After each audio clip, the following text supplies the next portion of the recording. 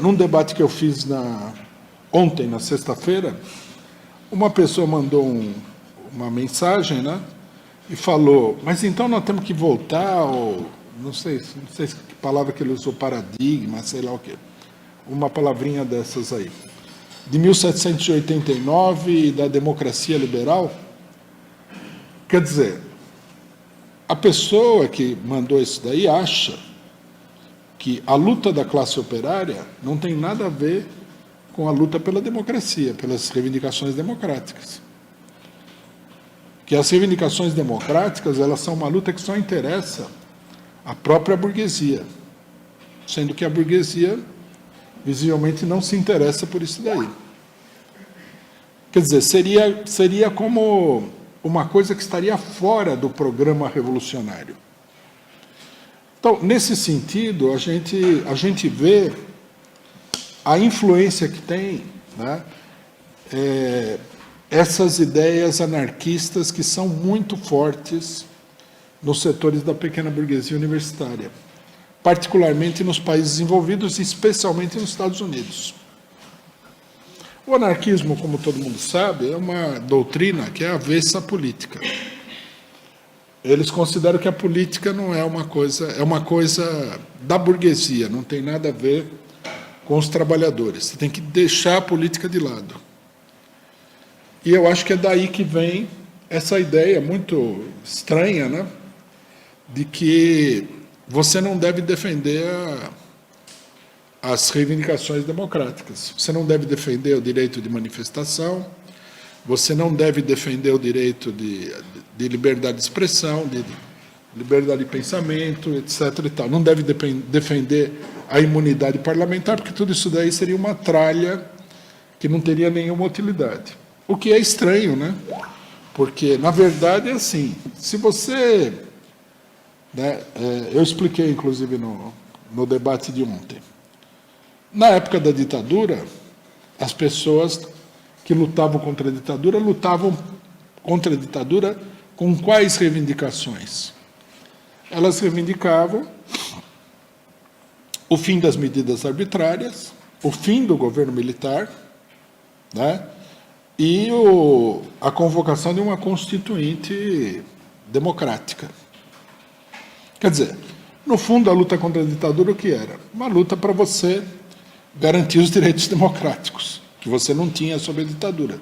Porque a ditadura é a negação desses direitos democráticos.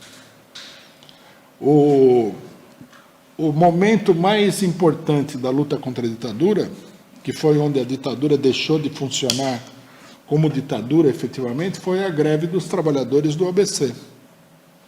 A greve de 1979, que foi acompanhada por várias outras greves.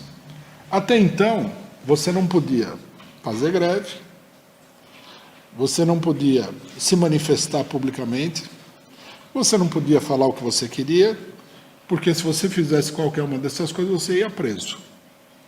Quando os trabalhadores massivamente fizeram greve, saíram às ruas, falaram o que quiseram, e a ditadura não conseguiu impedir os trabalhadores de fazer isso daí, acabou, de fato, uma boa parte da ditadura, né? Uma parte significativa do funcionamento do mecanismo ditatorial. Então não dá para entender o que significa essa ojeriza de alguns setores da esquerda às reivindicações democráticas. É uma coisa muito estranha. Tem gente que participou da luta contra a ditadura aí, que sabe que isso é um absurdo, né? Proibir as pessoas de falarem, etc. e tal. Mas não fala nada por uma questão de oportunismo político. É preciso discutir essa questão, né? Esse é um problema chave. Não é um problema que diz respeito ao deputado fulano de tal, ao site A, B ou C. É um problema de concepção da política. Porque, de um modo geral, um partido como o nosso, particularmente, o político burguês, não, mas um partido como o nosso, ele precisa ter uma coerência interna no seu pensamento.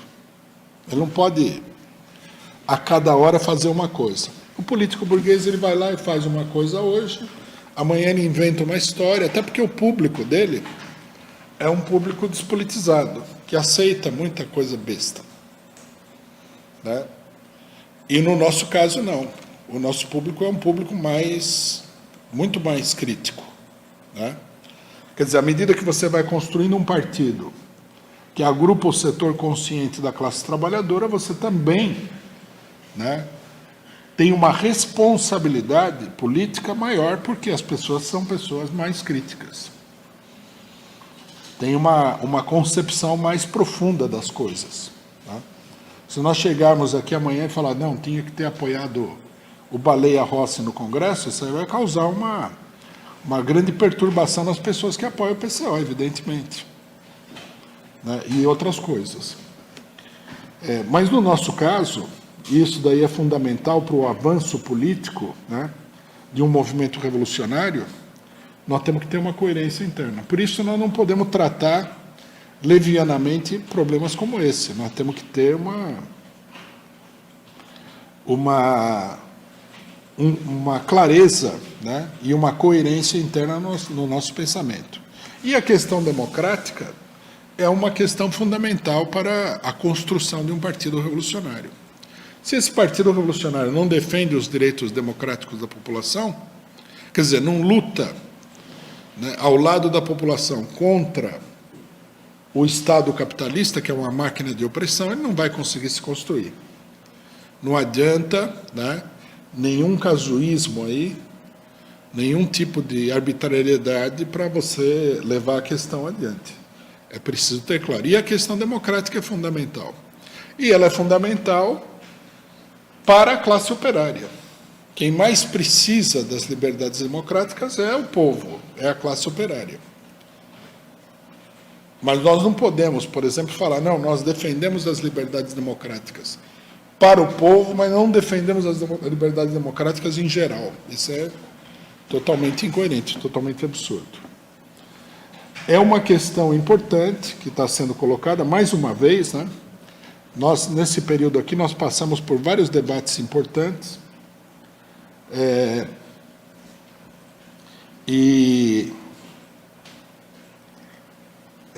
todos eles tinham um significado político profundo. A questão do golpe, por exemplo, a questão do golpe, ela envolvia uma definição clara do regime político brasileiro, uma definição clara das classes sociais dentro do Brasil, uma definição clara das relações com o capital estrangeiro, com o imperialismo, e a esquerda toda, né, nessa prova aí de vestibular da política, levou um 0 clamoroso. Mostraram que eles não têm o menor conhecimento do que está acontecendo.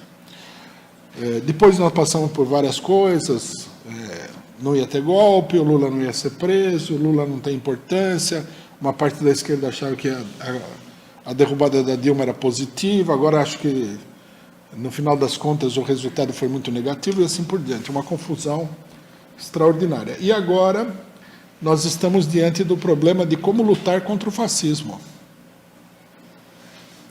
Né? Se a luta contra o fascismo passa por erigir, né, uma pessoa como o Alexandre de Moraes como grande herói da democracia, ou se passa por mobilizar a consciência popular, mobilizar as forças populares. E em que papel ocupa nisso daí a luta pelas questões democráticas.